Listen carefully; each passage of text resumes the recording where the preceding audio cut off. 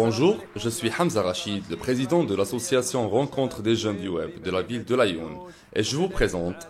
Je suis Ilham Karouch, je participe aussi à l'association Multaqa Shabab Youth Web, qui a une branche ici à Laayoune. Aujourd'hui, on est à la ville d'Essaïdia. Notre présence ici n'est pas due au hasard. On est là pour discuter un sujet très important. Bien sûr, c'est un sujet impliquant. Un sujet très important, que ce soit au Maroc ou ailleurs. Pour tout dysfonctionnement, naturel ou bien industriel. Notre but en tant qu'humain penseur est de cibler le problème et lui présenter des solutions efficaces. Notre sujet est... C'est l'environnement. Bien sûr, le sujet est l'environnement. Comme vous le savez, à l'instant, on est à Essaïdia, et plus exactement dans l'une de ces forêts. Personne ne peut nier le rôle que jouent les espaces verts. Mais malheureusement, la quasi des visiteurs laisse des traces. Des traces qui détruisent la faune et la flore, la beauté et la qualité de ces services gratuits que nous offrent les arbres et plantes. Et pour titre d'exemple, réel et vital, on va parler de la forêt. Je suis tout à fait d'accord avec M. Hamza. La forêt est très importante dans notre vie quotidienne et elle joue un rôle très important en échangeant la dioxyde de carbone en oxygène. C'est pourquoi il est essentiel de la protéger. Je confirme ce que ma collègue vient d'annoncer. La forêt, spacieuse et belle, absorbe notre CO2, purifie l'air et nous rend l'oxygène pur et frais d'un côté. D'un autre côté, elle fait l'objet de divertissements pour plusieurs familles, voisins et amis, comme est le cas pour nous par exemple. C'est l'été, on est en train d'en profiter. Alors, pourquoi la détruire? Le bien que nous faisons nous revient 3 fois. Et le mal que nous faisons nous revient 3 fois. C'est le principe du karma. Donc ne faites pas aux gens ce que vous n'aimez pas qu'on vous fasse. La forêt, gardez-la. Comme ça, elle vous gardera. Ok? Je voudrais ajouter aussi, M. Hamza, que l'humain est la raison principale de la pollution de l'environnement. Nos actions se reflètent énormément sur notre environnement. Si on fait l'effort de protéger notre forêt, le résultat sera un plus beau paysage et un entourage plus sain. Alors qu'en polluant celle-ci, elle aura effectivement une mauvaise influence sur notre entourage. Et loin de la forêt, on constate souvent que les gens jettent leurs ordures par terre. Et les poubelles dans les rues restent vides.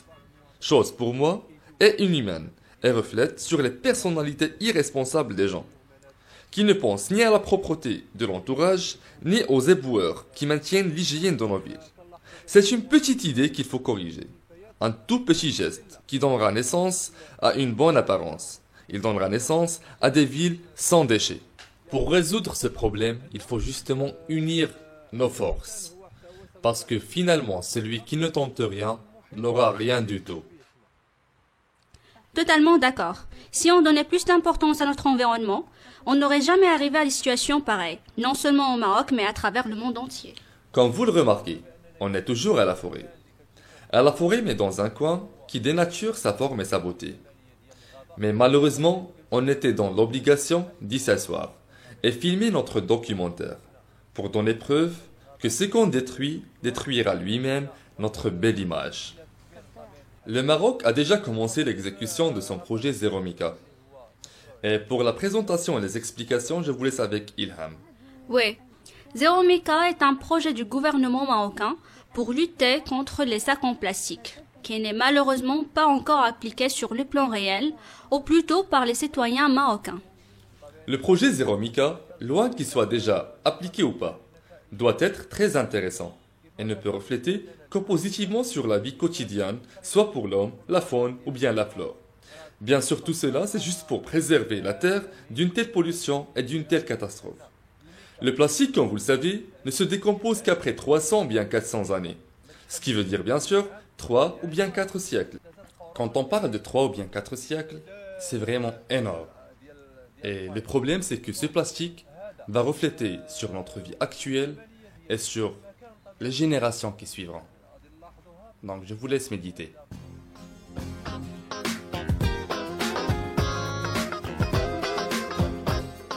Je voudrais bien vous poser une question. Que pensez-vous de cette vue-là? Il y a une grande différence entre cette photo et l'autre, n'est-ce pas? La différence est vraiment énorme. Pourquoi polluer notre forêt puisqu'elle est la propriété de tous? La tienne, la mienne, la sienne. On doit donc, main dans la main, se tenir responsable de la protéger. N'est-ce pas, Hamza? Exactement, Ilham. Chers spectateurs, on est arrivé à la fin de notre vidéo. Pour nous contacter, soit sur YouTube, sur notre channel Youth Association of Web, ou bien via Facebook, facebook.com/youthweb, sinon via Twitter, twitter.com/youthweb, ou bien vous pouvez nous contacter sur notre site officiel de l'association www.youthweb.com. www.youthweb.com. Merci.